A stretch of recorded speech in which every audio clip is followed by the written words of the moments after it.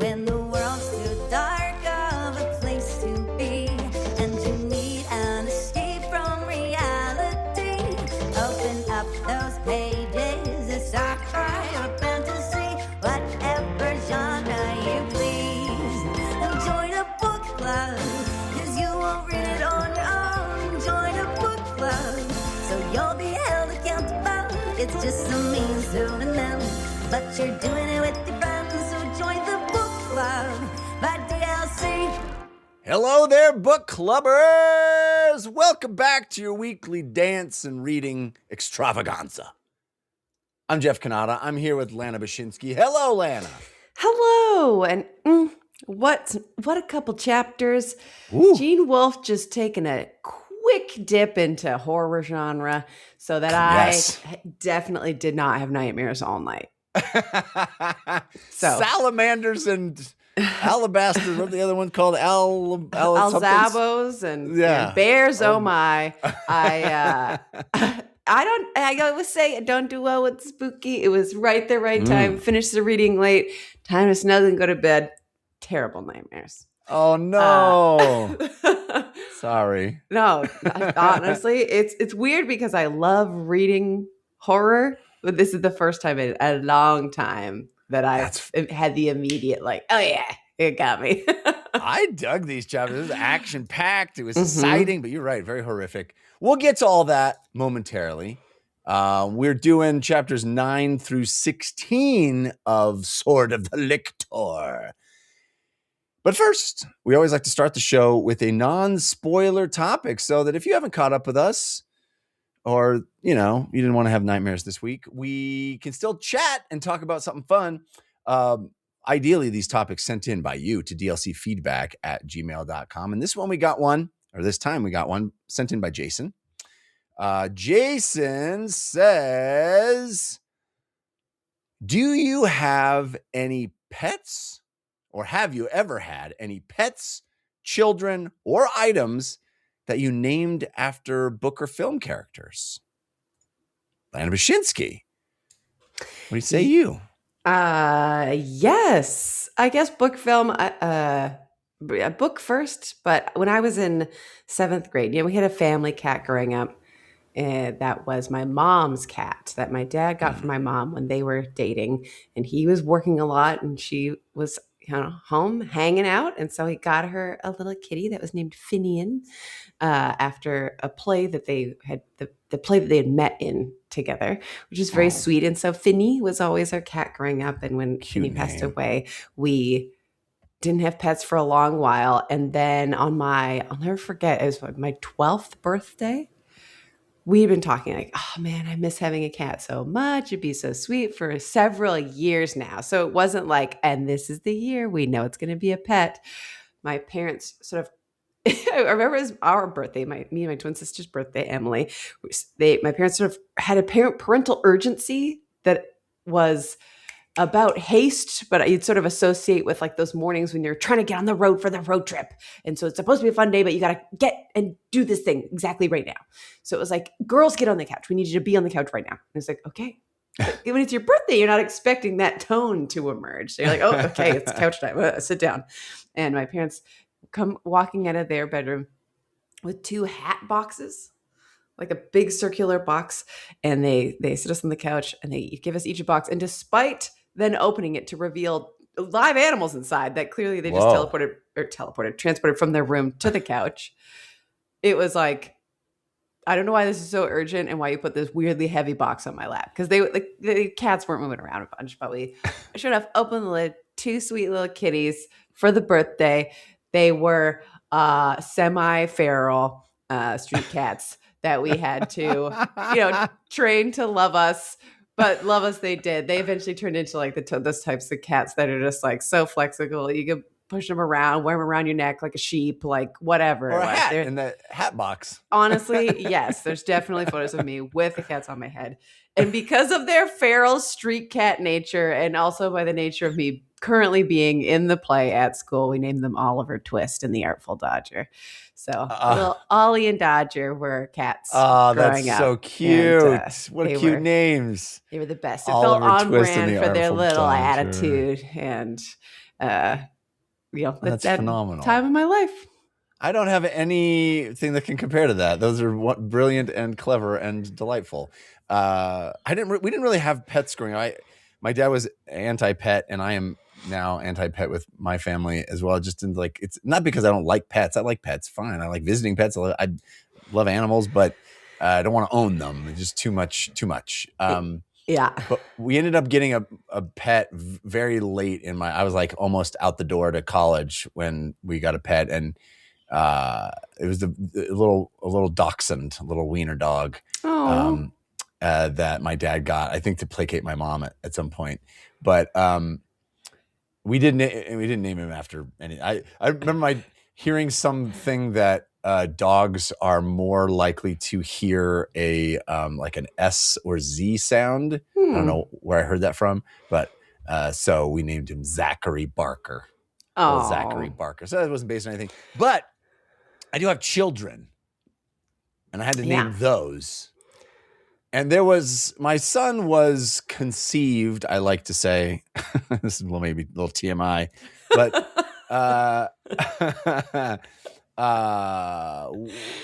around Star Wars Episode 7's premiere. And there was some joke on my other podcast of naming my son Kylo. Which episode 7. Yes, episode 7. Yes, and I mean, it was never. My wife would never in a million years have allowed that.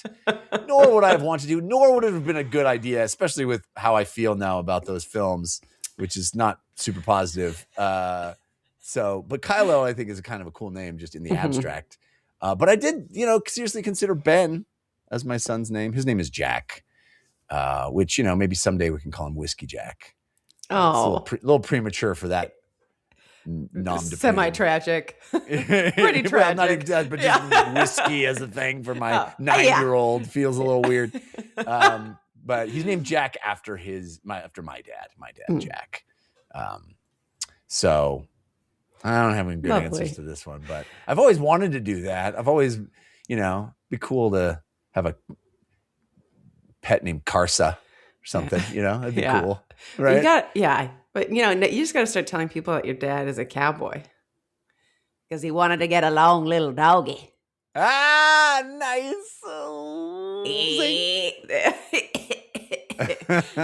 I feel like there's so many great names from the last couple books that we've had. Oh yeah. I mean, I'm not going to get his name, but that wonderful gentleman that we had on after the first book to interview, his cat's name is Severian. Severian, yeah. That's a good one. It's very funny in these chapters that Severian runs into another Severian. Like in this world, it's not an uncommon name, Severian's very funny. Or is it?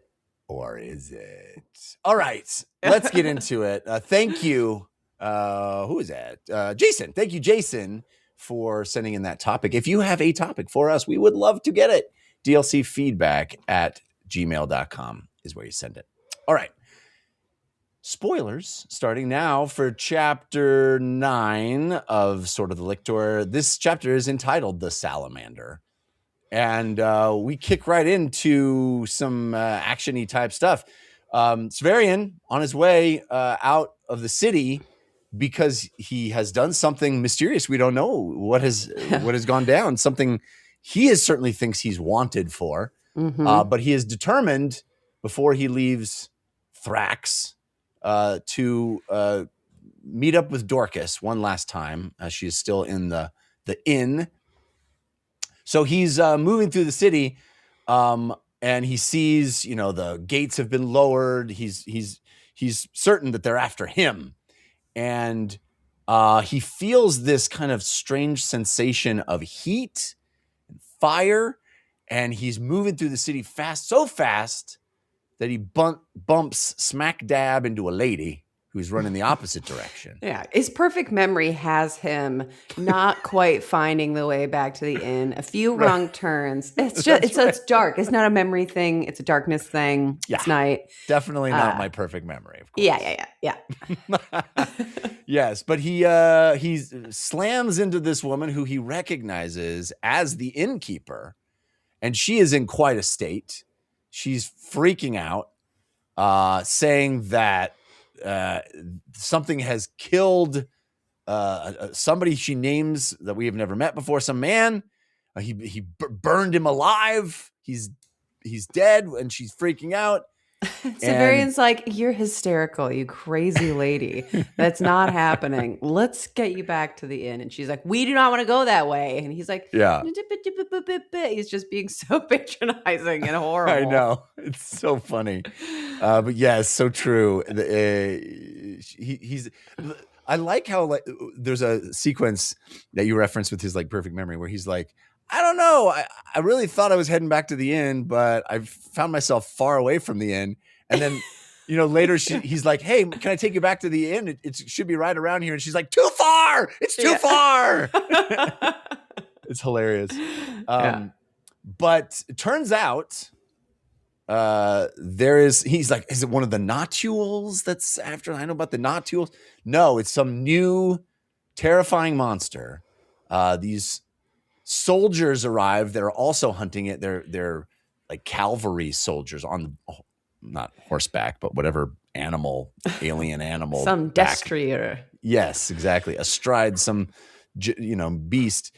And they are trying to defend against this monster as well.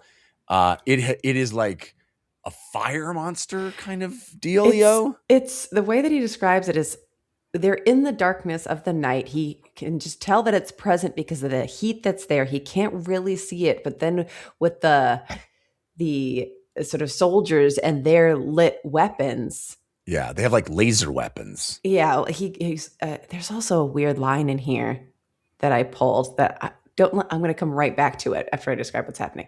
So between them, the soldiers, and the brightness of their weapons, it sort of lights up the silhouette of this thing that he couldn't really see but could only feel before. And it sort of unfurls like a flower. So it sort of stands up to its full height. Yeah. And it's like a freaky, I'm like Demogorgon type of thing in the way that it sort of opens.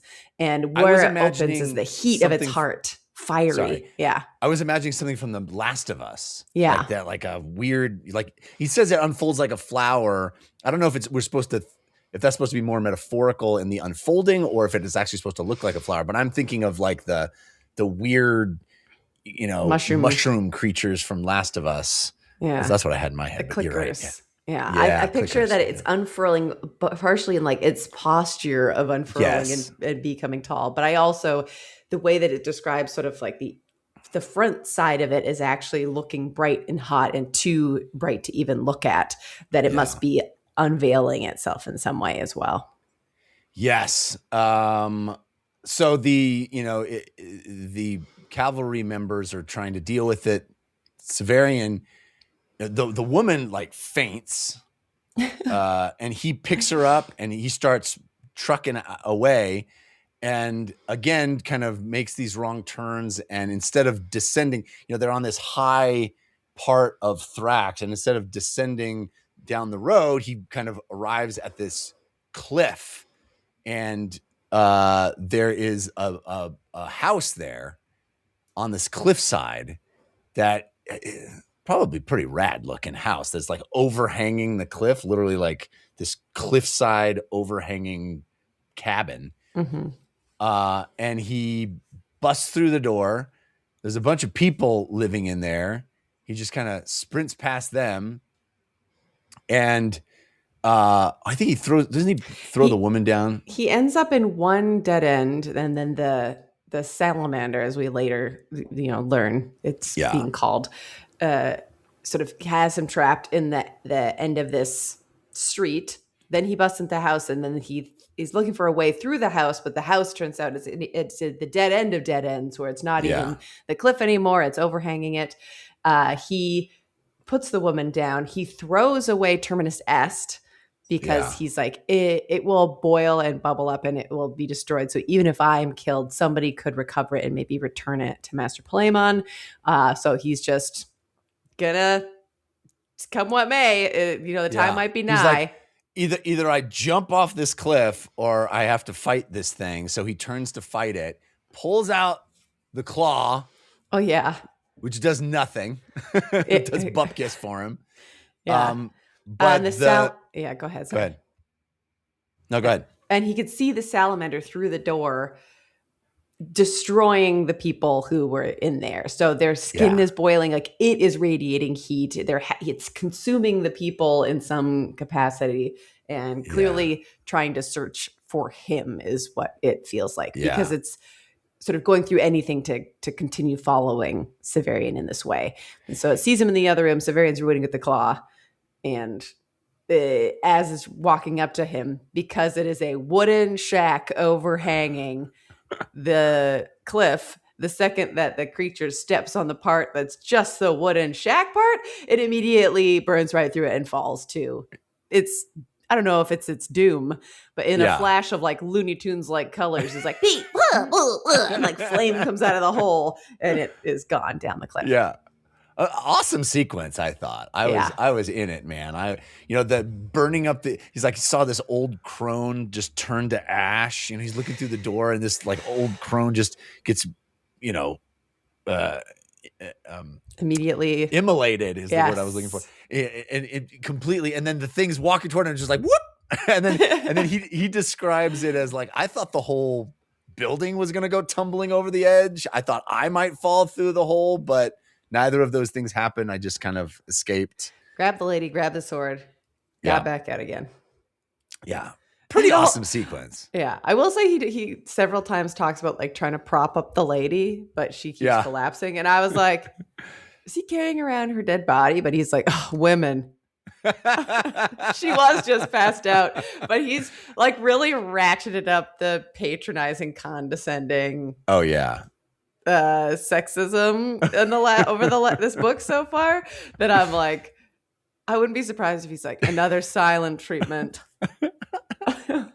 One of my favorite things is how he just always decides maybe the claw will work. Like maybe the claw will do something. Nope. Sometimes yes. Sometimes no. One time that it actually just did. Yeah. But not now. Maybe not this. I don't know how it works, but let's try it. Yeah. Very funny. So that's chapter 9. Chapter 10 is entitled Lead.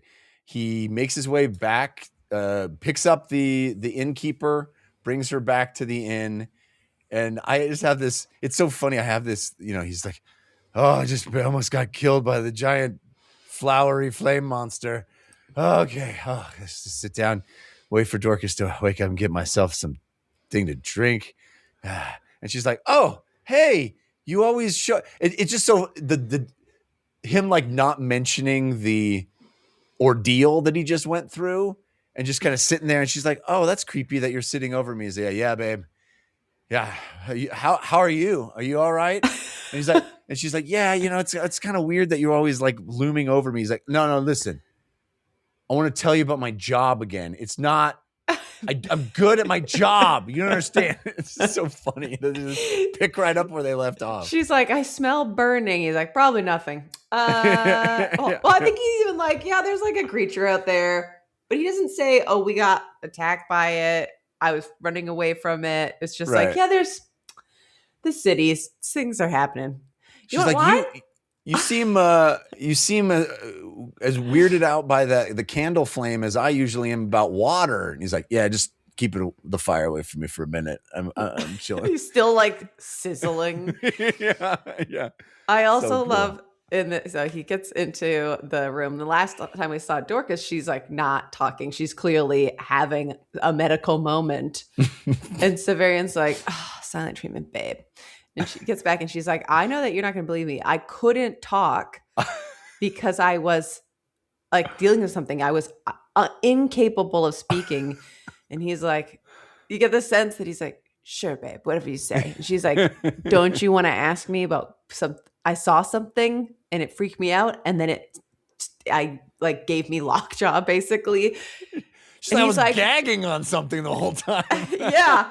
And he's like, anyway, yeah, my job's really hard. And she's And like, I'm good at it, babe. I'm good at it. Why do you want to not let me murder people when I'm so good at it? it's my like one skill. You're stifling me right now. She's like, you're not going to ask me about what I saw that made me not be able to move or talk to you. And he's like, oh yeah, we can talk about your thing. She's like, I regurgitated something. Do you want to know what I regurgitated? And he's like, water? She's like, no. I puked up these stones. You want to see them? He's like, actually, no, I'd rather not. It's icky. She's like, you don't believe me, but I did. They're in this drawer. I puked up like bullets, like lead I shot. saved them so I could show you. He's like, just keep them in the drawer. That's gross. Your hobbies are like good for you, but I don't need to know about them. Yeah. But Dorcas in this moment is coming to the realization that, well, there's a few things that happen. I think it's before she sort of goes on the journey to talk about her realization that she's like, oh, by the way, Heathor was here. He's got some salamanders. Yeah. Yeah. And so that's how we learn the name of these things being called salamanders, is that Heathor came in to visit Dorcas while she was down and out a little bit, has some salamanders. She's like, anyway, just thought that you should know that he's here.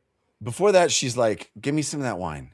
He's like, all right. He pours her the wine. She takes the glass. She's like, pounds the wine and then throws the glass out the window. Oh, yeah. And it shatters. He's like, oh, okay. She's like, yes, I did not want you to catch what I have. And she's like, although you've already got it. And it's called death. And that's how the chapter ends. He's like, it was given to you when you were a baby. So then the next chapter is what you're describing. She's like, you don't understand. I saw something. He's like, what did you see? She's like, I saw a chair. He's like, a chair? She's like, yes. Not just any chair, an old chair from Nessus. There's a vendor who like goes into Nessus and, harvests the, unused furniture that nobody wants anymore. She's describing it, and my brain immediately was like, he's an art creator. Somebody's been playing video games late at night. But he's a guy she describes like the post-apocalypse and sort of like the aftermath of some kind of apocalyptic event where people would have boarded up their houses and raiders would have come through and just looted whatever houses. But some people took great care to board up their stuff and probably died with their stuff because they either loved their things too much or somebody too much or whatever it was. Yeah. So go ahead. Yeah, it's like a secondhand store, swap meet where they're like, hey, I got all these. You want some chairs? The gently used chairs from the apocalypse town. Mm-hmm. And she sees the chair. Not only does she recognize the make of the chair, she recognizes every little scratch and dent. She's like, that's my chair. I sat in that chair. I know that chair. I had a whole life with that chair. And it kind of triggers her memory of who she used to be when she was alive.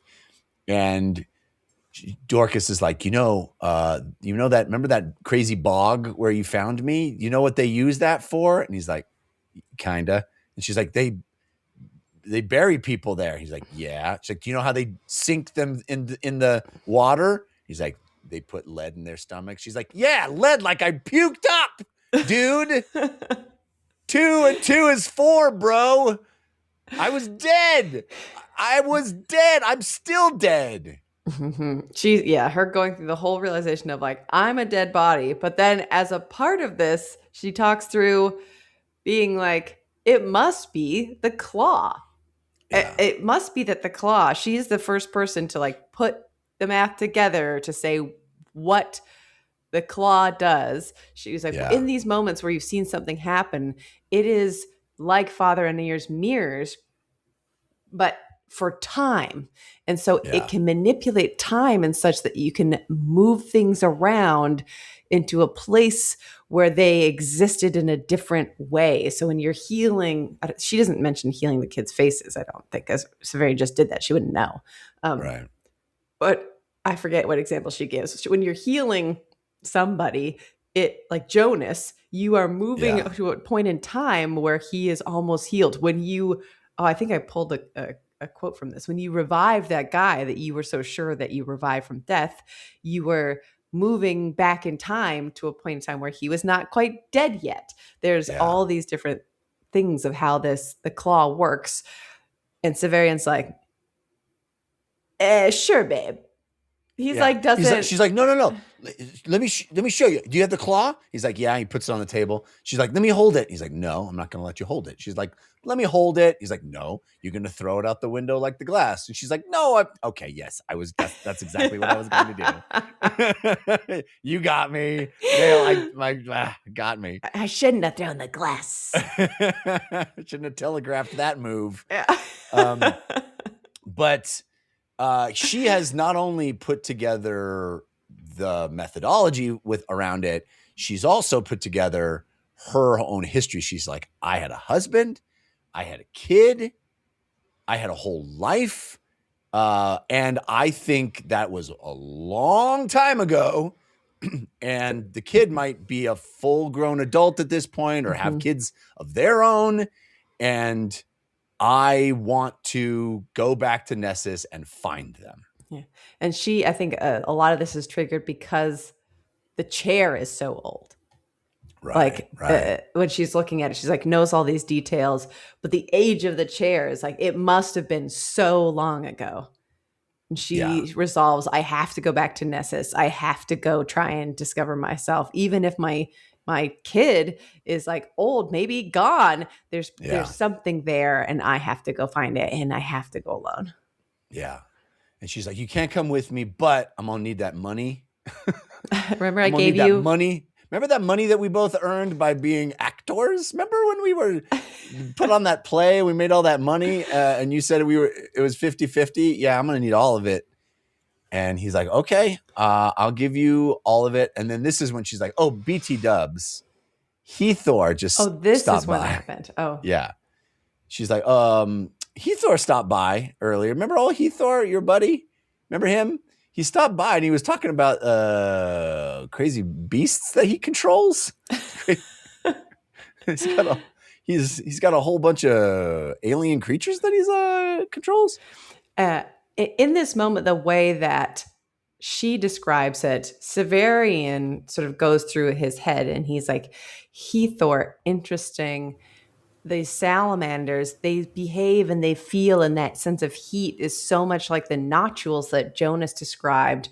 And so Severian starts connecting some dots and being like, salamander sure seems like a nodule. And Hethor was there when the nodules were attacking us. Yeah. Yes. It's likely that this creature is the same thing as the nodule that we saw previously. Yes. So I love this moment too, because, Dorcas has said, I have to go back to Nessus. I need the money, but you can't come with me. I'm going to go by myself. I would never ask you to do it. And then she's like, I was just kidding. You need to come with me. Please come with me. And he's like, I can't. Or he says something like that gives her a little hope where he's like, I actually am leaving the city. And she's like, Severian? And he's like, oh, so not with you. No, for my own stuff. I'm wanted and I did something real bad. And now I gotta leave and travel north. And he's like, she's like, what did you do? What'd you do? He says, I didn't kill somebody. Again. Yeah. And there's an interesting moment where he compares it to saving Thecla. And he's like, remember when I told you about Thecla? And there was a moment where I could have just strangled her and it would have been so easy. And there were like other dudes, my brothers from the guild were standing right there. And all I would have had to do is say, there was a moment that he could have helped her escape.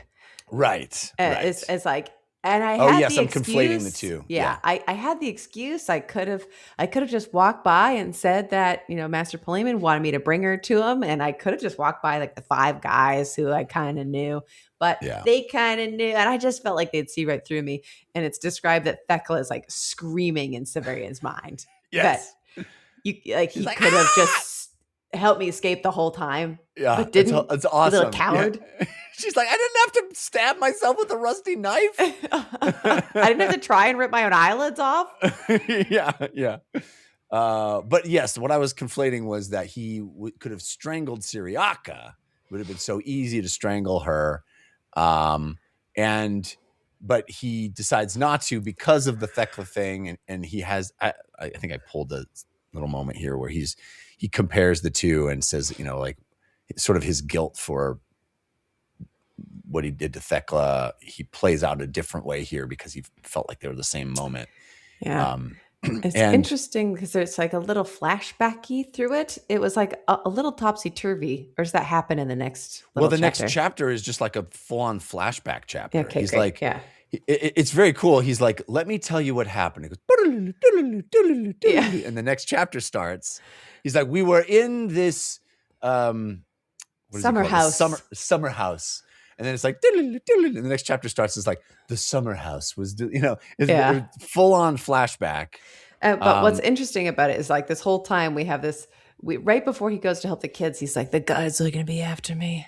Yeah. He's any minute now. And you're like, why? And this is, it feels like quite obviously because we had our week, but it feels like quite a bit later that it's revealed that it's not like a weird psychosis Severian thing. He really has done something. And it's revealed there was like that little moment last chapter where not the autarch, but the other one. The Archon. The Archon, yes. It's like, oh, good, you found her after they like just washed off in the fountain and were like stargazing. And it wasn't clear in that moment what the expectation was of why he wanted somebody to find somebody. And then we get the reveal that there's something that transpired there that clearly made the Archon be like, oh, you got to kill this lady. That's part of your job. Yeah. But we never see that moment, interestingly. Right. Yes. No, that we don't know what the interaction between the Archon in that moment was, but clearly he wanted Severian to murder Syriaca.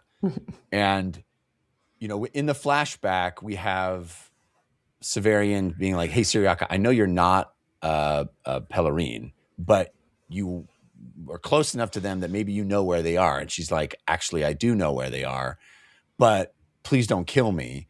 And there's all this kind of weird stuff about, she brings up the autarch and is like, that he's like, nobody respects him. He's like this short little guy, not tall enough to be an exaltant. Mm-hmm. And he's actually not even the one in control. I was like, whoa, what's even happening? It seems very inverted, where the autarch, who has been, his tears are our food and his, is now like this kind of, in the inner circle, he's actually not has no the guy. Power. Yeah.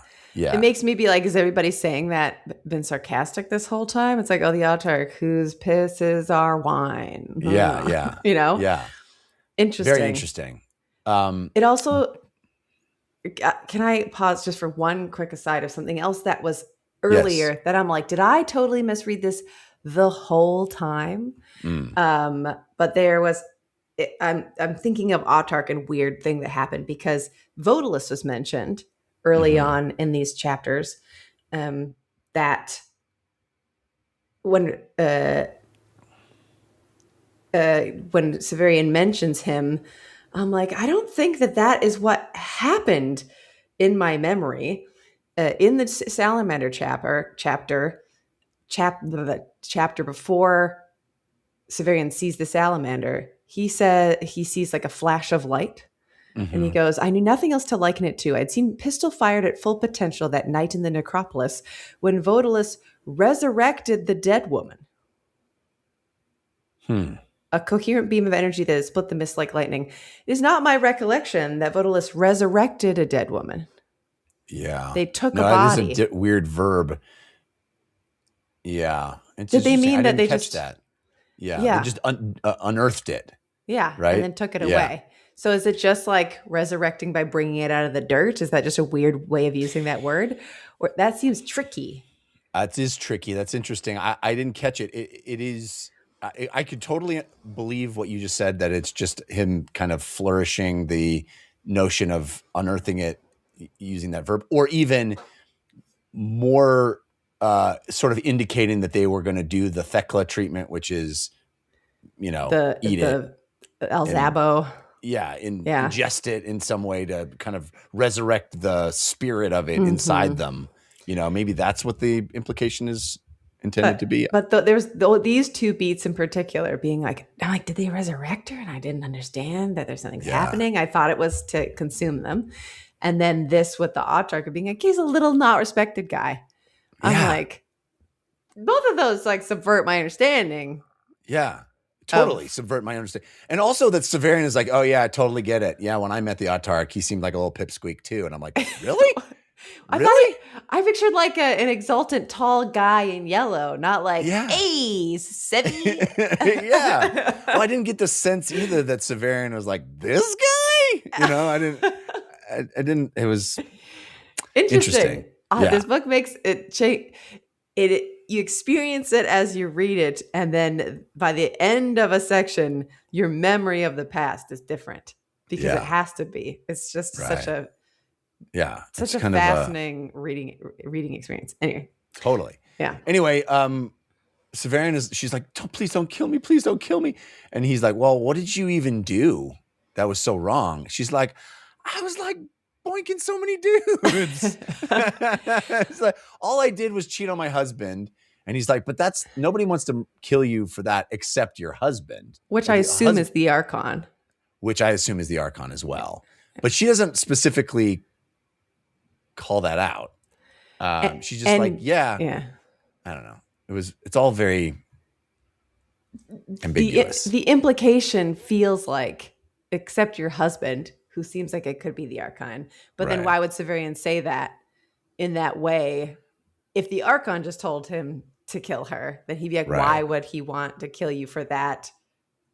It's either saying that the Archon is her husband, or if she's like, well, nobody respects the Autarch. Is this her, like the husband, the lack of respect, her being like, oh, this little guy is her husband, the Autarch? Is she like one of the many? And she's like, whatever, I'll take another. I don't know. Something swirling in here. She also in here, she says like, you don't even know how old I am. I could be your mom. That's how old I am. It's like, Severian was like, just so you know, I know. We can tell. Anyway, he decides to let her live and brings her down to the river. And, I think they steal a boat here. And he's like, okay, you got to promise me you're not going to go to the authorities. And she's like, what? I'm an idiot, but I'm not that much of an idiot. And then like 5 minutes later, he's like, she got apprehended. Well, I think he just assumed that she got apprehended. I don't know if he saw that she got apprehended. No, he didn't see, but he saw like the place where the boats go being closed down, and assumed like, oh, well, she must have gotten caught literally the direction I told her to go. So I assumed that was Severian seeing that and assuming something wrong because the gates rolled down because the salamander earlier. So yeah, there's that too, where I think he was constantly misreading the signs that they were after him, when it's more like lock the city down. There's a terrible monster on the loose. Exactly. So a lot of ambiguity, but yeah. Anyway, so he goes back to the vincula and he's like, I know how to get out of town. I'm going to flood the prison. He opens the sluice gate and floods the prison. And there's this like one line where he's like, it's only going to go up to the prisoners' waists. And I know that the ones who are more able-bodied will just lift up the ones who aren't. And nobody's going to drown. Nobody's going to drown. Very hopeful that nobody dies because they'll generally prisoners, they'll want to help each other. Yes. If there's one thing I know about prisoners who are in there for capital crimes. They help each other out and they love a bath. They love getting a little wet. I'm sure they're fine. I'm not doing an atrocity. This is not an atrocity. Anyway, he hops into the sluice and then, scoots out, swims out of town. Well, there through- he doesn't he have a moment where he like oh yes, Sorry. actually it's like sort of spits out in a dark level of the prison that yes, had he holds up the claw, and it's brighter than it's ever been in his entire experience with the claw. And not only, and he's like, he says like he's saluting the prisoners as he goes by, but he's sure that they can't see him because it's like a deer in headlights. He's literally like, it's like a deer if you hold up a lantern at them. They can't see anything. He's just a silhouette. But it literally is healing all of the prisoners as he walks through the prison. immediately drowned them all and damaged them all, and then brought them all back to a period of time where they were healthier than they currently are. Yeah. Pretty cool. I don't know. I'm into these chapters. These chapters are like some of my favorites of the whole series so far. Same. We got action, we got escapes, we got cool reveals. It's fun. Yeah. People are putting 2 and 2 together. It's pretty fun. So the next sequence, so chapter 13, I gotta say, Lana, I almost clipped nearly the entire damn chapter. Yeah, I think I was did like, too. this chapter is gorgeously written. And I was like, I kept going more page. I'm like, I can't read all of this, but it's so beautiful. He's like wandering through the lowlands and heading up into the mountains, and he's disguising himself and like putting his hood over and trying to abscond, basically, just trying to, escape the city. And he's like using the Terminus Est as a walking staff and kind of pretending to be just an average Joe. Pretend to be an eclectic. Yeah. Right. And he has this moment where he goes to this rock outcropping and he's freezing cold, and he, tries to get some sleep, and he's just like trying to think happy thoughts and remember back to the times when he was a happy little boy and he was fine. And then he stares up at the stars, and like that's the sequence where it's like page after page after page of some of the most beautiful prose. And I was just like, oh, I want to read all of this, but it's way too long. But just gorgeous. We should have double checked, because I knew I'm like, I don't even know how much I clipped. It would be like this, and then I'd miss a paragraph, and then I'd be the whole next thing. I knew that I did that before we started chatting. I should have been like, let's align around. Like we can just get a chunk back and forth. We can get a chunk. Yeah, it's so good. But he's basically staring up at the stars, at the constellations, and thinking about other planets, and how when he was a little kid, he dreamed about going back into the traveling to other planets, and he kind of resolves to do that again. He's like, I am going to do that. I am going to live that little boyhood dream. Yeah. It's like that moment where a kid's like, I'm going to be an astronaut. And then they like forget about it. And then they realize at some point, like, I can be an astronaut. I can just do that if I want to do it. I'm going to do it. And it's so beautifully written too. It's just like talking about sort of like falling into the void between stars and all this. It's just beautiful imagery. And even the constellations like sort of popping out in a way you're like, I get it. It was like it was a mess of a scattering of whatever, and then it turns into shapes and animals brought as though like crushed diamonds, like I painted know them. It's so amazing. The dust of crushed diamonds. Yeah. And then it's almost disorienting. Yes. Yeah. Yeah. And it's like it comes forward, and then eventually he's like, ooh, it's actually a little scary. Like his emotional journey through it, and then sort of ending through the space where he's looking at the mountains around him, and he's like, oh yeah, as the stars are fading, he thinks he sees like Hethor's face looming over him. He goes, the only faces that I end up seeing are, I see the crowns of the mountains that have all been carved into the leaders' faces from the past, and that's the only faces I'm seeing. So he's walking through these mountains that, as we talked about last week, I think, where it's like, is it literally the shoulders of the mountains? The shoulders? We talked about how it's like, are all the mountains carved? It sort of reinforces the idea that every mountain has been carved into people. That is just like, people in this world know that that's what the mountains look like now, but it changes your picture of what his journey looks like. Is their cheeks have fallen away from it because of avalanches. It's like, it is rides the line between metaphor and sci-fi crazy description of this world in the future.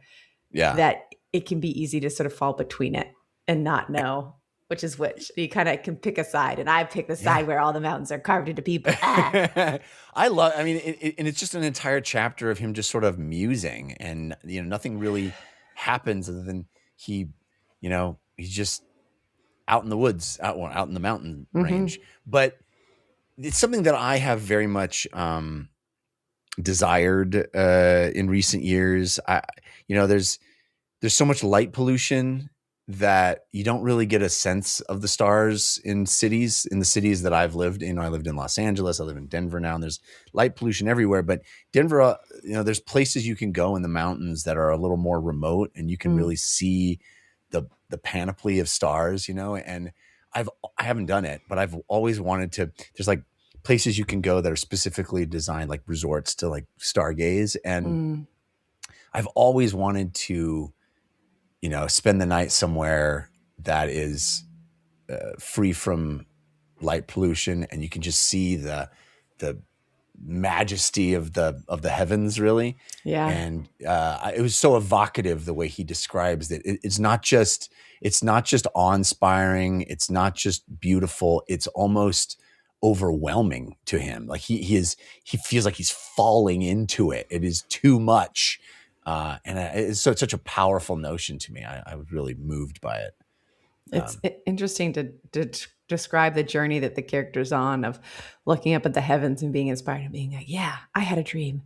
My dream is to go there. And I'm like, it's sort of like he's describing you watching or reading through this. You're like, oh, I want to go do this thing and look at the stars. And it's like, and you can. Yeah, you just got to do it.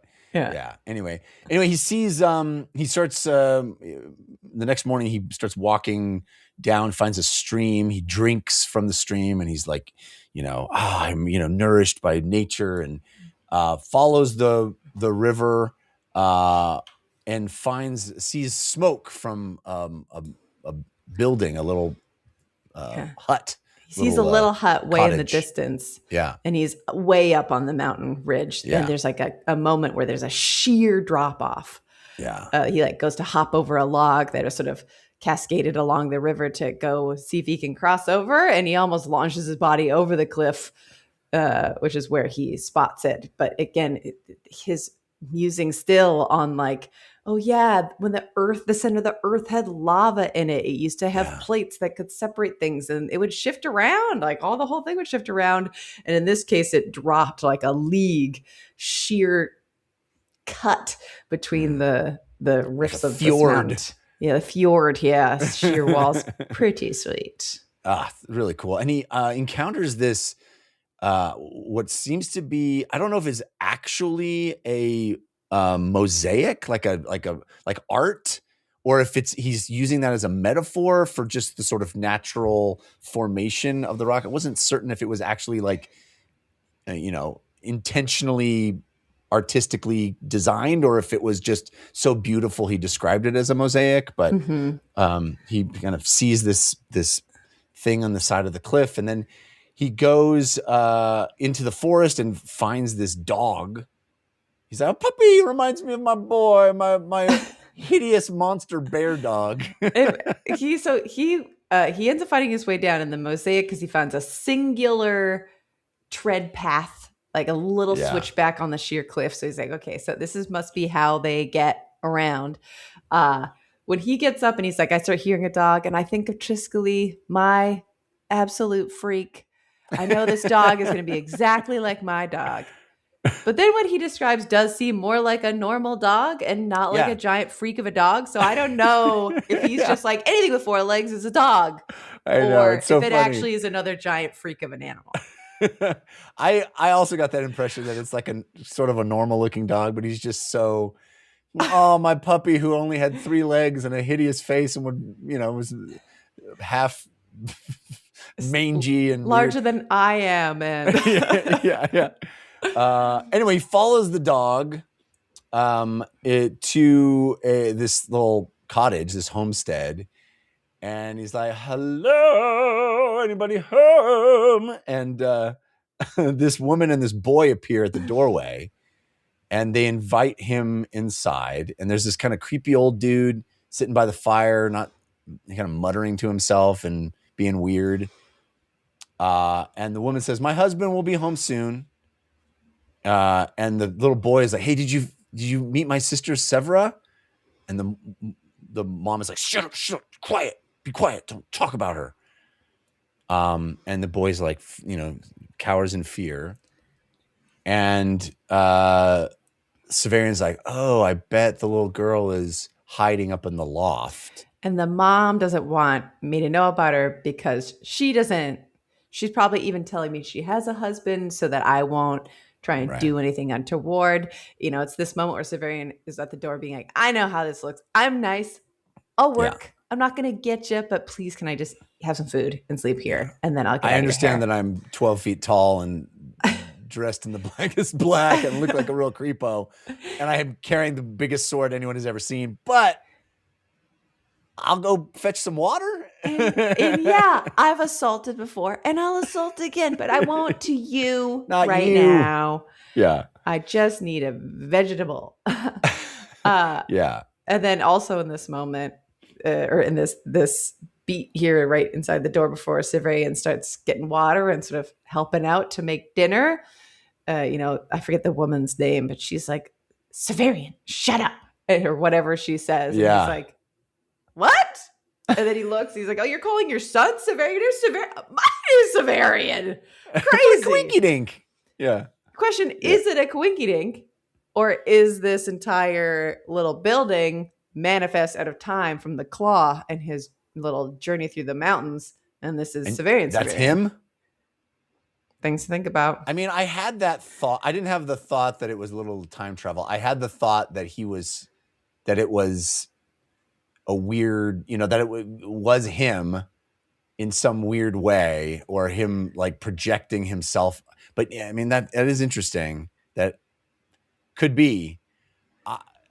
I also had the thought that, we find out later that this was all a ruse. And I mean, maybe you're right. Maybe it literally is. He's encountering his own mother. But wasn't he younger than this when he started working at the guild? I have no idea. Yeah. I don't know how the guild works well enough. I thought he was like, they do like foundlings. It's kind of like the Mandalorian.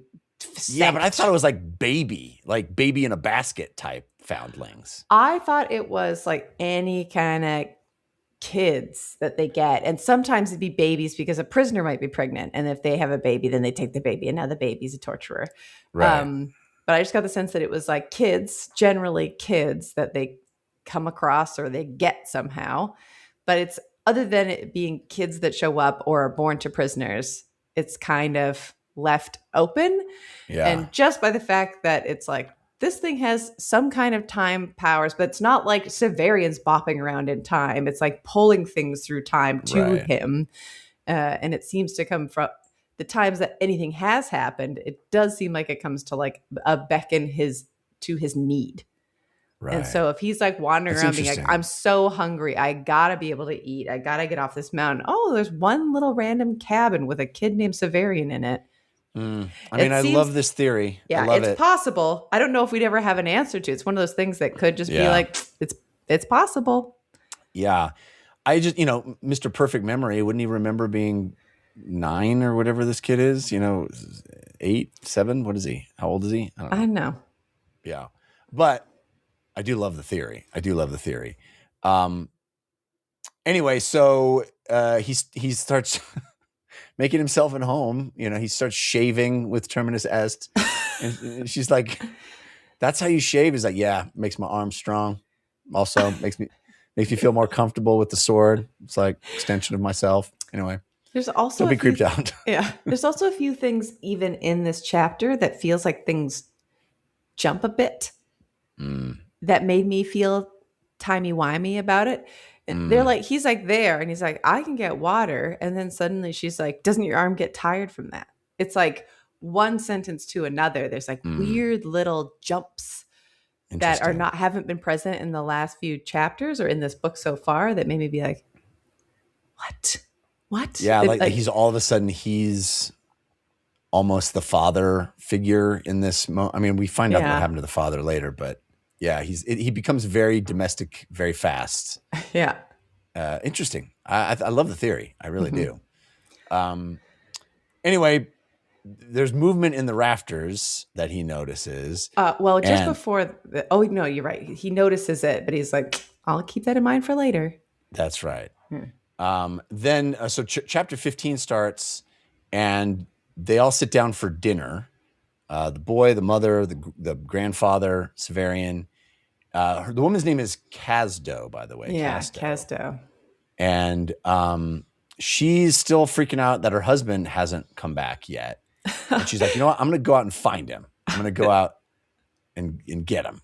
Yeah. And Another she's one of like, those I'm gonna moments where bring this Severian's weapon like, with me. yeah. Another one of those moments where Severian's like, I thought she was just like being a woman. Turns out she wasn't lying.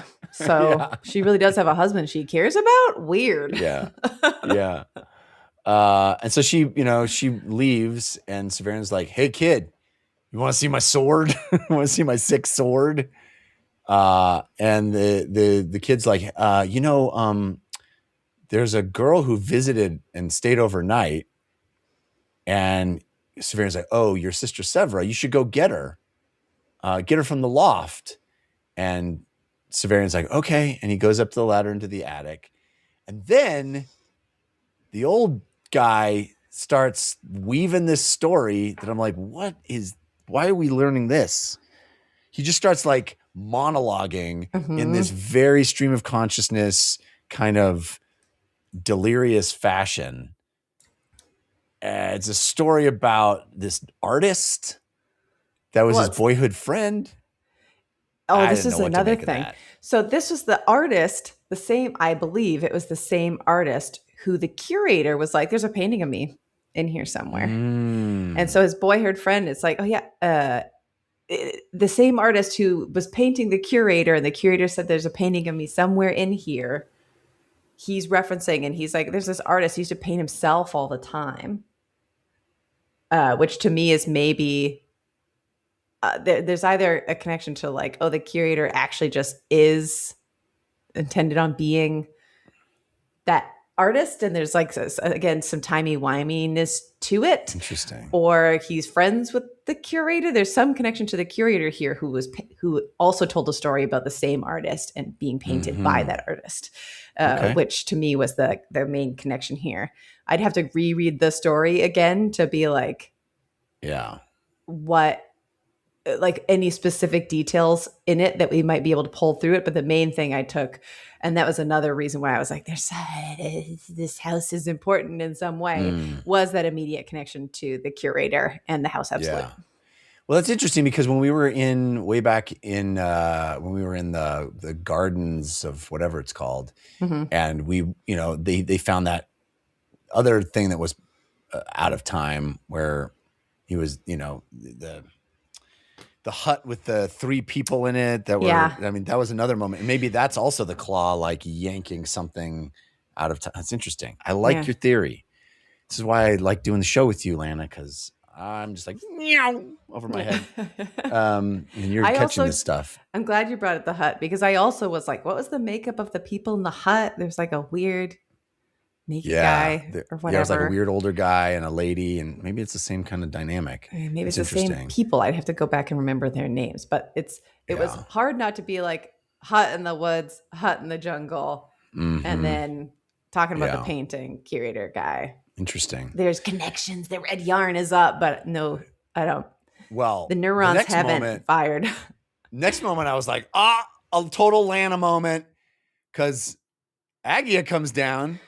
And I got to admit, you've been like, is that Agia? Is she there? Is that? And I was like, I think it's entirely possible that Agia is out of the story.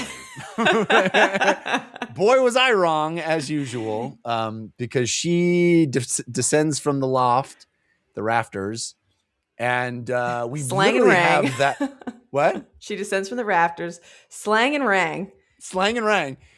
We literally have that moment where, let me tell you my entire plan, Mr. Bond.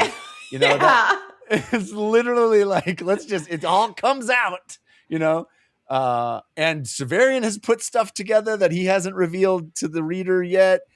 And there's just like, whoa, it's all laid out in front of us that Agia has been pursuing Nessus from all the way back, or pursuing Severian all the way back from Nessus, trying to kill him, ready to kill him this whole time. She's got, working with she's not letting go.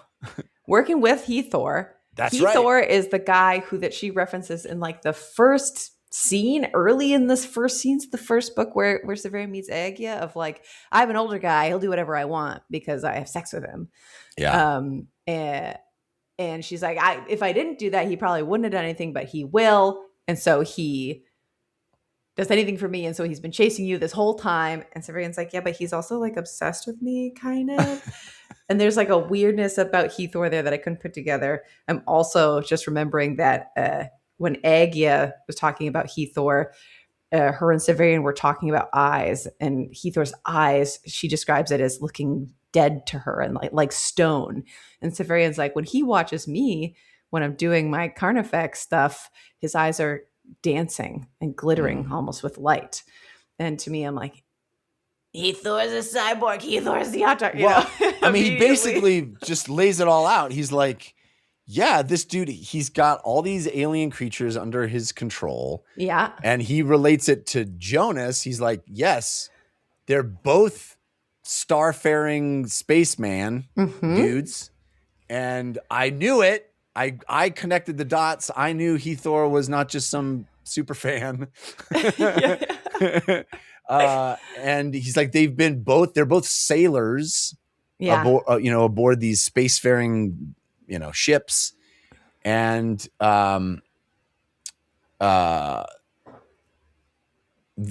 he released this monster into the city trying to kill me. You've been trying to kill me. Agia's got a knife. She's like, I'm going to kill you right now. He also was like, every single time I was with Jonas, Hethor wouldn't come near us. That's right. Yeah. So when we accidentally killed that one guard and Jonas rode off ahead of me, Hethor only showed up once Jonas had gone forward a little bit. Even when we were all in the prison, he wouldn't come near Jonas and I. Except for, because he was worried that he would recognize him. Maybe they weren't on the same spaceship, but they are running in the same circles. Could recognize, a spaceman when you see a spaceman, and it takes one to know one. Yeah, and Jonas was like, "Yeah, the nodules are from another planet, and some guy brought them back to port. We used to figure them out, and then somebody brought them here." Yeah. And to me, I'm like, "Oh, Hethor brought them here." Right. Yeah. Right. Totally. Yeah. I think that's the implication, is that Hethor has been the space siphoning crazy space aliens.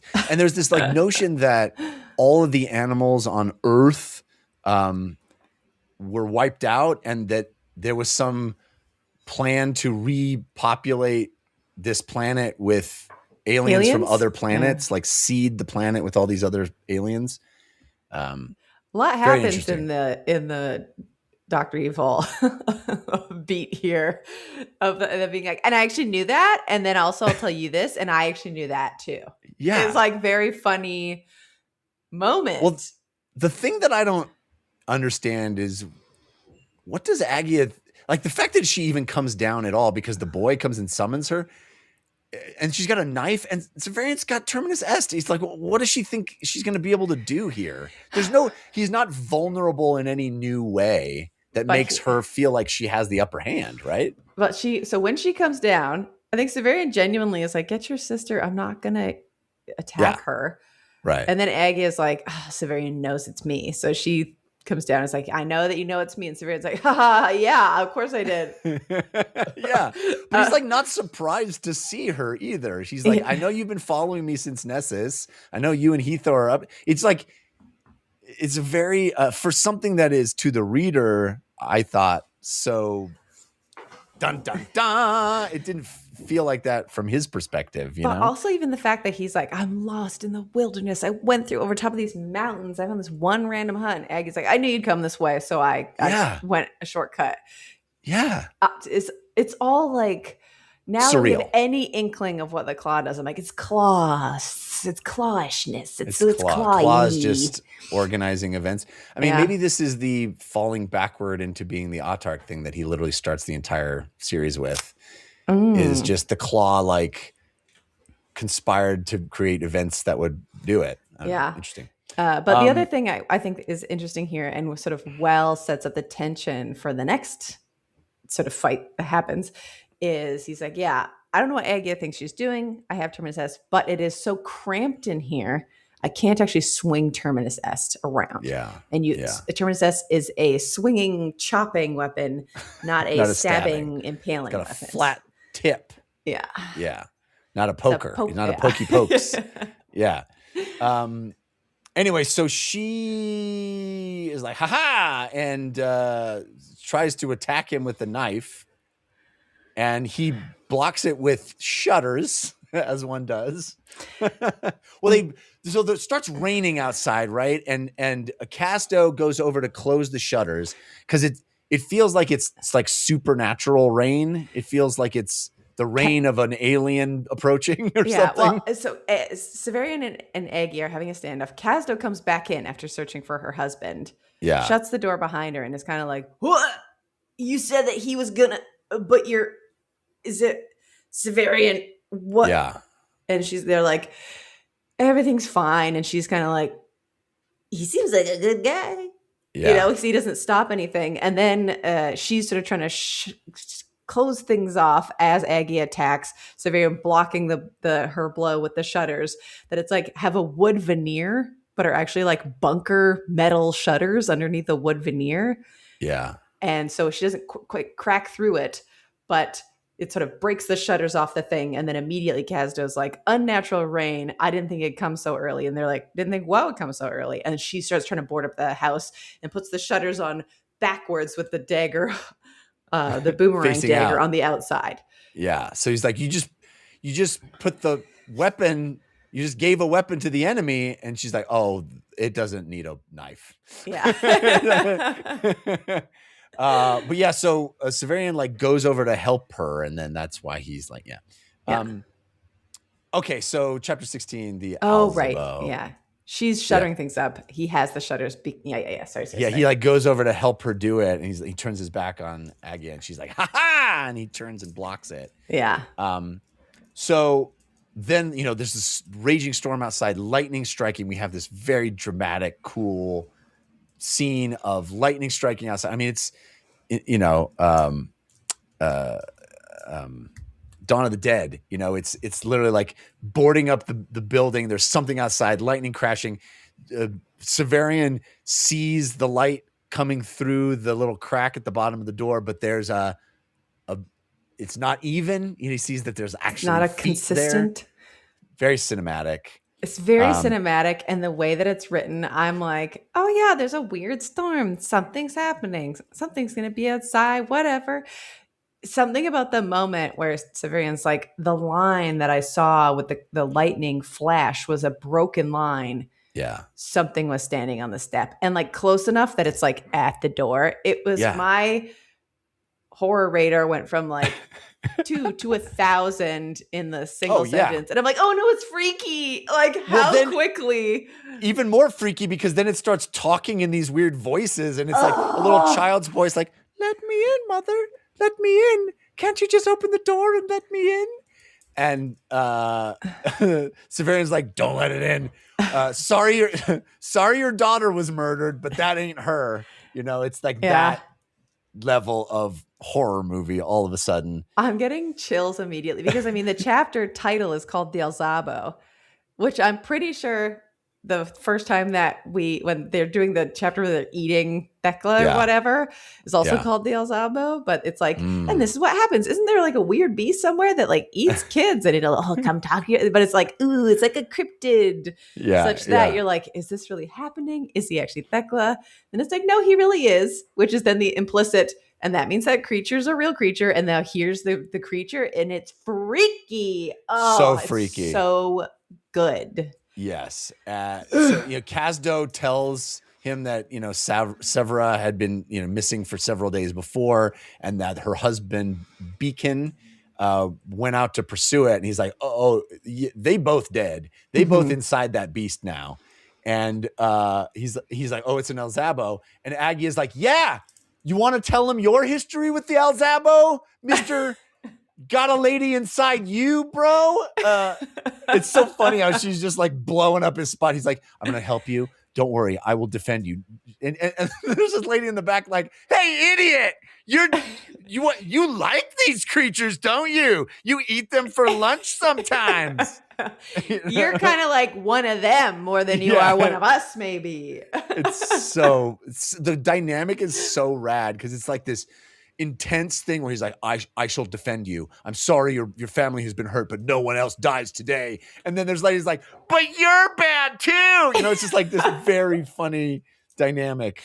And especially because it's like, you're bad too, as they're like climbing the ladder like cowards, being like, get up here, pull the ladder He's like, everybody up into the attic, stay quiet. I'm gonna and Kazdo's like, you should come up here too. Like, he's gonna get you. He's like, no, I'm gonna defend this house. I have this sick sword. As long as none of us open that door.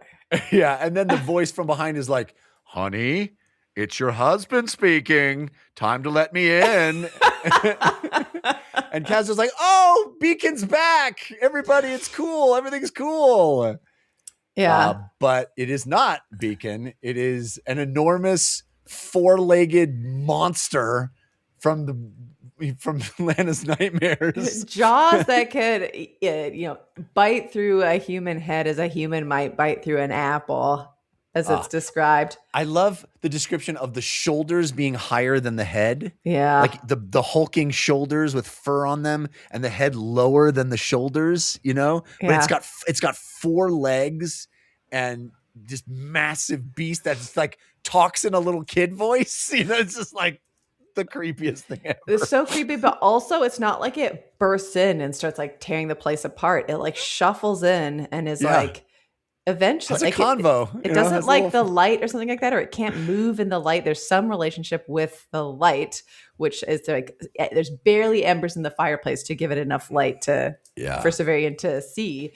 Kazdo, everybody is up in the attic, and Severian just sees the ladder get pulled up behind him, and like, okay, I'll be down here with this thing.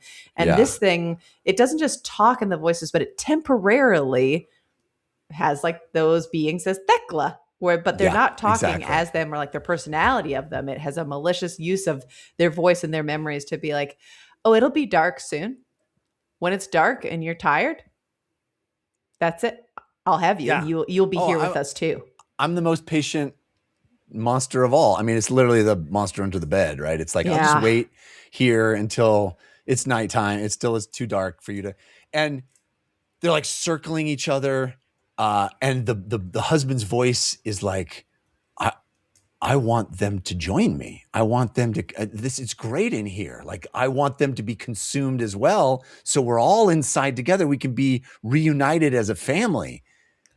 Just a terrifying notion of a monster. Like, what a cool, I've never kind of seen this notion ever articulated quite like this. It's so disturbing. So disturbing, evocative, freaky. There's like a moment of darkness. I don't remember what causes like the brief moment of darkness. I think it like stands between Severian and the fire briefly. Severian does get like one chop at it. Yeah. Like it's like a clash that you don't see, and then they're both just standing there again, but now the El Zabo's bleeding. And Severian, this game of who's more patient than whom.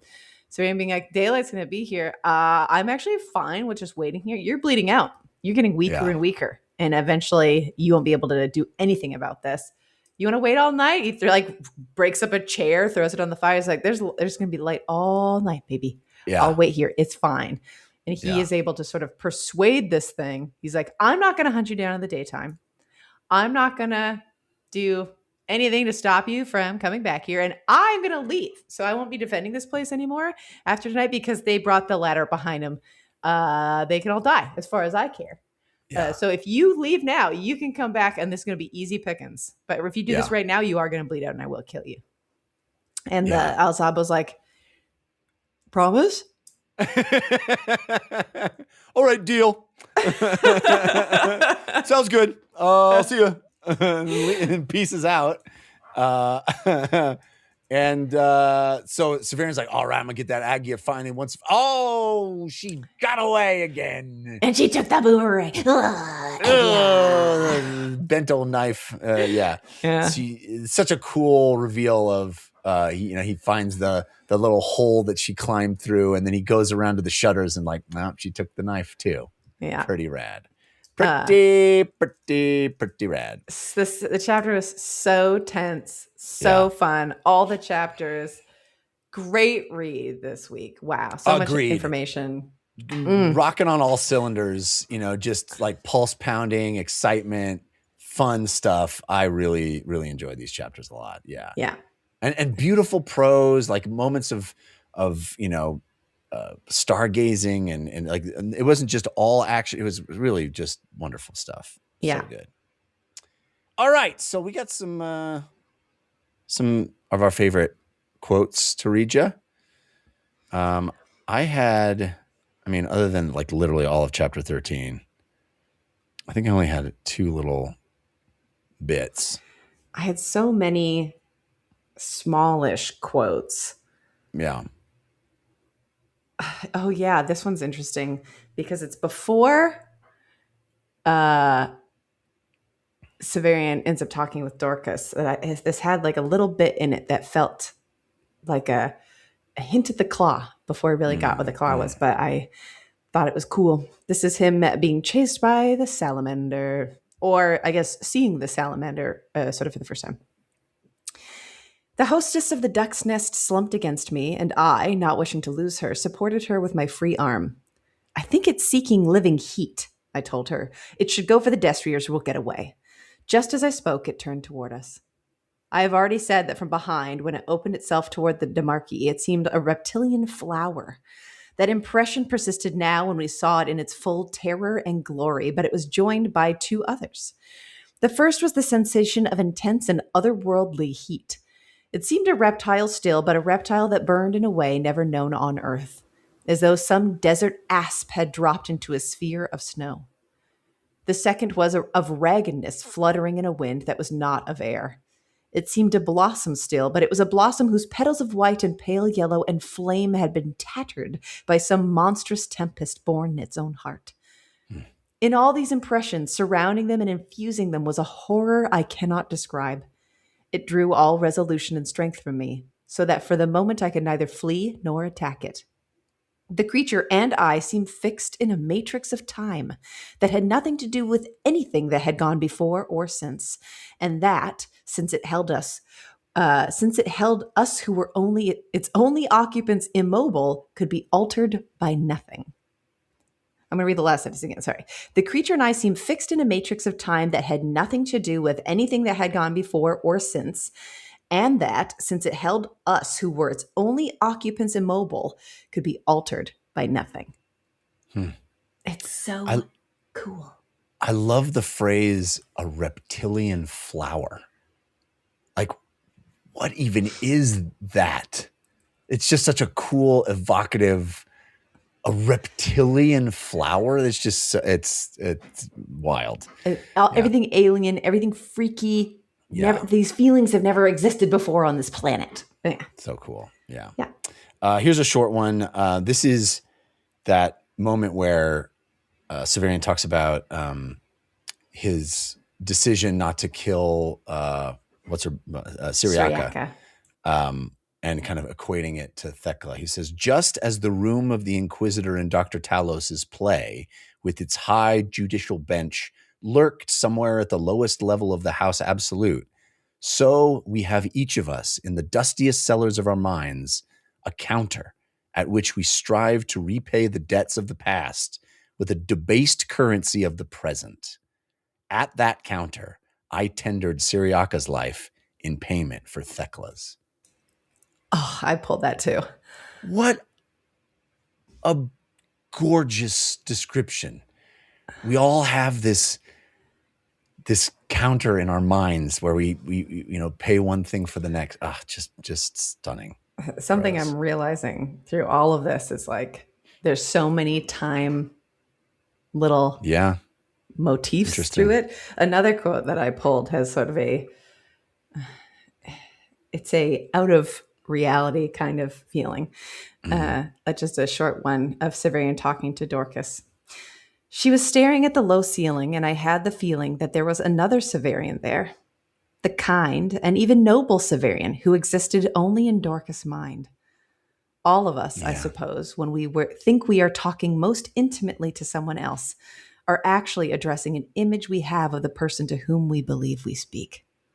Dude, I almost pulled that too. It's so beautiful. And then he comes back to that later and he's like, I don't know. I can't remember the exact moment, but he says something like, I don't know if she wasn't really looking at me. She was looking at the ceiling, or maybe she was looking at that version of me. And he's like, I don't know if she saw me do it or if the version of me that it was in her mind also did that thing. It's so cool. Yeah. Such a cool device. But even that, it's talking about like a sentimentality and like our impressions of someone.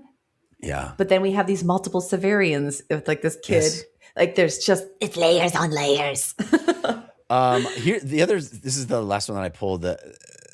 This might actually lend credence to your theory that the cottage is actually the cottage of his youth or something pulled out of time. I just thought this was a beautiful flourish, but maybe it's actually a clue to that effect. He says, at one time or another, I have been in most of the places that are conventionally considered romantic, atop high towers, deep in the bowels of the world, in palatial buildings, in jungles, and aboard a ship. Yet none of these have affected me in the same way as that poor cabin of stones. It seemed to me the archetype of those caves into which, as scholars teach, humanity has crept again at the lowest point of each cycle of civilization. Whenever I have read or heard a description of an idyllic rustic retreat, and it was an idea of which Thecla was very fond, it has dwelt on cleanliness and order. There is a bed of mint beneath the window, wood stacked by the coldest wall, a gleaming flagstone floor, and so on. There was nothing of that here, no ideality. And yet the house was more perfect for all its imperfection, showing that human beings might live and love in such a remote spot without the ability to shape their habitat into a poem. Yeah, I pulled that too. Beautiful. Beautiful. It's like without the ability to shape their habitat into a poem. I'm like, come on. Get real, Gene.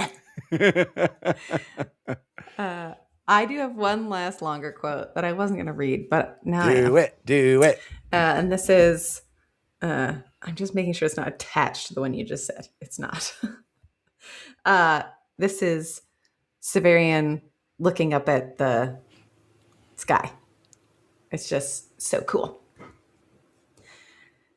How strange it is that the sky, which by day is a stationary ground on which the clouds are seen to move, by night becomes the backdrop for Earth's own motion, so that we feel her rolling beneath us as a sailor feels the running of the tide. That night, the sense of this slow turning was so strong that I was almost giddy with its long continued sweep. Strong, too, was the feeling that the sky was a bottomless pit into which the universe might drop forever. I had heard people say that when they looked at the stars too long, they grew terrified by the sensation of being drawn away. My own fear, and I felt fear, was not centered on the remote suns, but rather on the yawning void, and at times I grew so frightened that I gripped the rock with my freezing fingers, for it seemed to me that I must fall off Earth. No doubt everyone feels some touch of this, since it is said that there exists no climate so mild that people will consent to sleep in unroofed houses. I've already described how I woke thinking that Hethor's face, I suppose because Hethor had been so much on my mind since I talked to Dorcas, was staring into mine, yet discovered when I opened my eyes that the face retained no detail except the two bright stars that had been its own. So it was with me at first when I tried to pick out the constellations, whose names I had often read, though I had only the most imperfect idea of the part of the sky in which each might be found. At first, all the stars seemed a featureless mass of lights, however beautiful, like the sparks that fly upward from a fire. Soon, of course, I began to see that some were brighter than others, and that their colors were by no means uniform. Then, quite unexpectedly, when I had been staring at them for a long time, the shape of a peritons seemed to spring out as distinctly as if the bird's whole body had been powdered with the dust ground from diamonds. In a moment it was gone again, but it soon returned, and with it other shapes, some corresponding to constellations of which I'd heard, others that were, I am afraid, entirely of my own imagining. An amphisbaena, or snake with a head at either end, was particularly distinct. When these celestial animals burst into view, I was awed by their beauty. But when they became so strongly evident, as they quickly did, I could no longer dismiss them by an act of will. I began to feel as frightened of them as I was of falling into that midnight abyss over which they writhed. Yet this was not a simple physical and instinctive fear like the other, but rather a sort of philosophical horror at the thought of a cosmos in which rude pictures of beasts and monsters had been painted with flaming suns. And it goes on for like 6 pages like that. That's like one chunk. Gorgeous. That's chapter 13, man. And it's just like, I kept going like this and this. And it's just so stunning writing. Yeah. Fun stuff this week. Really fun. Thanks, folks, for being with us. We got 8 more chapters next week, 17 through 24 we're reading. So I hope you'll be back with us then as well. Lana, so fun. The best. The best. Highlight of my week, baby. Agreed. Hey, in the meantime, I hope you can keep dancing. When the world's too dark of a place to be, and you need an escape from reality, open up those pages, it's sci-fi or fantasy, whatever genre you please. And join a book club, 'cause you won't read it on your own. Join a book club, so you'll be held accountable. It's just a means to an end, but you're doing it with the